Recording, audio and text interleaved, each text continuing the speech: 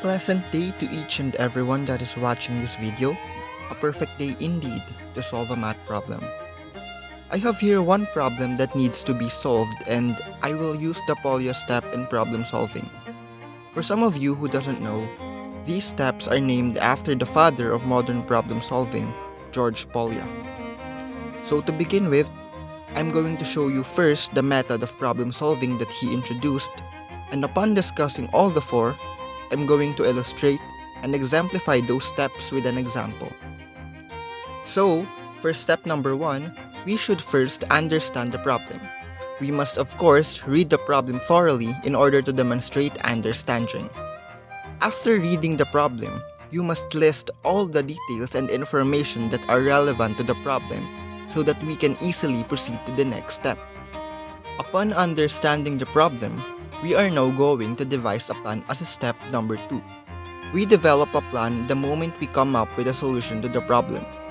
We must know what kind of a problem we are solving so that we can think of a good plan that will surely suit the problem. We can list some information, draw a diagram, make a table or chart, look for a pattern, and many more plans that can easily execute and solve a certain problem. The third step is to carry out the plan. In this step, we are now going to carry out the plan that we devised in step number 2. We are now going to solve the problem. And for the final step, review the solution. We are now going to check if our answer is correct. Check to find out if we used all the information and if the conclusion makes sense. If our answer is right, we must make sure that we provide our final answer with the proper labeling.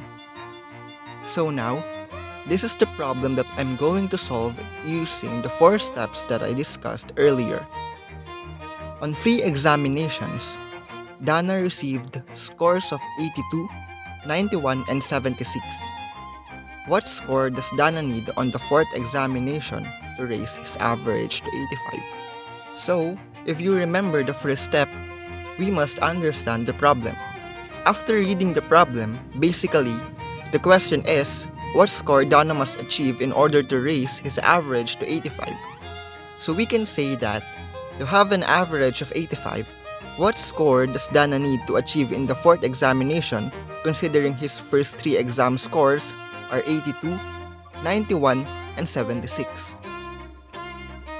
And so, I get to fully understand what is the main point in the problem.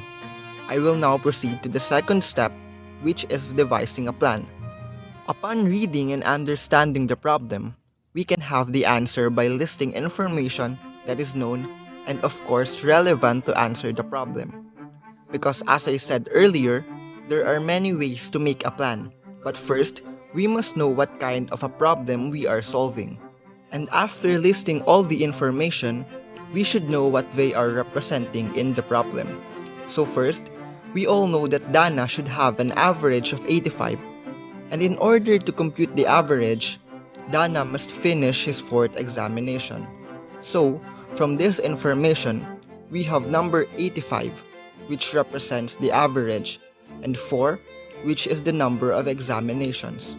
We are going to multiply the 2 numbers, and after getting the product, we will subtract the sum of Dana's first 3 examination scores.